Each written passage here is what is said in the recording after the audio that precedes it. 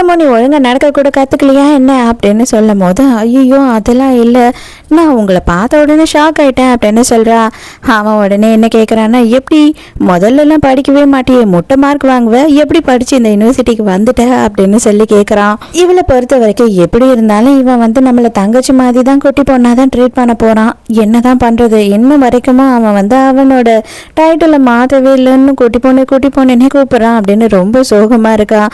பேகெல்லாம் எடுக்கலான்னு போகும்போது ட்ரெஸ்ஸு பிடிச்சி இழுக்கிறான். வெயிட் பண்ணு, நான் தான் இருக்கேன்ல அப்படின்னு சொல்கிறான். அப்போ அந்த இடத்துக்கு சோனியான்னு சொல்லிட்டு ஒரு பொண்ணு வரா. அவள் என்ன பண்ணுறா அப்படின்னு பார்த்தா ஹீரோக்கு ப்ரப்போஸ் பண்ணுறா.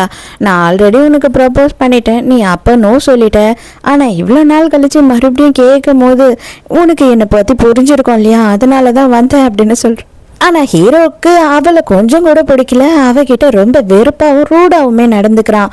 ஆல்ரெடி உனக்கு சொல்லிட்டேன் நான் வேற ஒருத்தவங்களை லவ் பண்ணுறேன்னு சொல்லிட்டு, தயவு செஞ்சு வந்து என்னை டிஸ்டர்ப் பண்ணாத, எனக்கு ஆள் இருக்காங்கன்னு சொல்லியும் திரும்ப திரும்ப நீ வந்து சொல்கிறேன்னா உனக்கு ஏன் இவ்வளோ மோசமான புத்தி இருக்குது அப்படின்னு சொல்லி அவளை திட்டியே விட்டுடுறான் ஹீரோயின் முன்னாடி.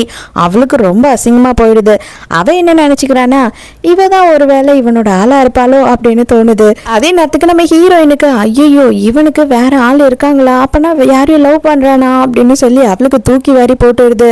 அவள் செமகாண்டா அங்கே இருந்து போன உடனே, நீங்கள் எப்படி இங்கே வந்தீங்க, உங்களுக்கு எப்படி தெரியும் நான் இங்கே வரேன்னு சொல்லிட்டு அப்படின்னும் போது, அண்ணன் எனக்கு எப்பயோ சொல்லிட்டான், நீ தனியாக எங்கே தவிச்சிட்டு இருந்தாலும் உங்கள் அண்ணனுக்கு பதில் நான் தானே வருவேன், அதுதான் எப்பயும் நடக்கும் உன் லைஃப்பில் அப்படின்னு சொல்கிறான். சரி வா போகலாம் அப்படின்னு சொல்லிட்டு ஹீரோ கையை பிடிக்கிறதுக்காக போகிறானா, ஆனால் ஹீரோயின் வந்து கையை வந்து எடுத்துடுறா. ஏன்னா அவளுக்கு இப்போ கொஞ்சம் தயக்கமாக இருக்குது, இவனுக்கு ஆள் இருக்குது அப்படின்னு சொல்லிட்டு. இவன் ஐயோ இந்த பொண்ணு வளர்ந்துட்டா போல, அதனால தான் இந்த மாதிரி அவாய்ட் பண்ணுறா அப்படின்னு சொல்லி இவனுக்கு கொஞ்சம் அசிங்கமாயிடுது. நேராக கூட்டிகிட்டு போயிட்டு இவள் எங்கே தங்குவாளோ அந்த ஹாஸ்டல் ரூமுக்கு விடுறான். உடனே வந்துட்டு நீங்கள் இதுக்கு மேலே கவலைப்படாதீங்க, நான் உங்களை டிஸ்டர்ப் பண்ணவே மாட்டேன், இனிமேல் என்னென்ன பிரச்சனை இருந்தாலும் சரி நானே தான் வந்து எல்லாத்தையும் ஃபேஸ் பண்ணுவேன் அப்படின்னு சொல்லிட்டு போகிறவ அவசரமாக மொபைலை கீழே போட்டுட்டு போயிடுறா. மொபைலை கீழே போட்டுட்டு போகிற பாரு அப்படின்னு சொல்லிட்டு ஹீரோ வந்து எடுத்து கொடுக்குறான். அப்போ அவனோட மொபைலையும் சேர்த்தே கையில் வச்சிருக்கானா, வேகமாக ஏதோ ஒரு மொபைலை உருவிக்கிட்டு அங்கேருந்து ஓடிடுறா. இவ ஏன் ஏதோ பேய பார்த்த மாதிரி நடந்துக்கிறா, ரொம்ப வித்தியாசமாக நடந்துக்கிறாளே அப்படின்னு சொல்லிட்டு நம்ம ஹீரோக்கு பயங்கர கன்ஃபியூஷனாக இருக்கு.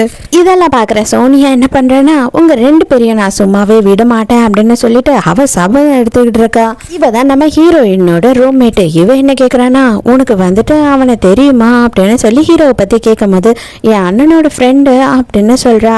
அவன் எத்தனை பேர் இங்கே ரிஜெக்ட் பண்ணியிருக்கானா தெரியுமா, அவன் இங்கே ரொம்ப ஃபேமஸா, செம்ம ஸ்மார்ட்டாக இருப்பானா, இங்கே இருக்க பையனுங்கள்லேயே அவன் தான் அப்படி இப்படின்னு சொல்லிட்டு அவள் கதையாக ஹீரோவை பற்றி விட்டுட்டு இருக்கா.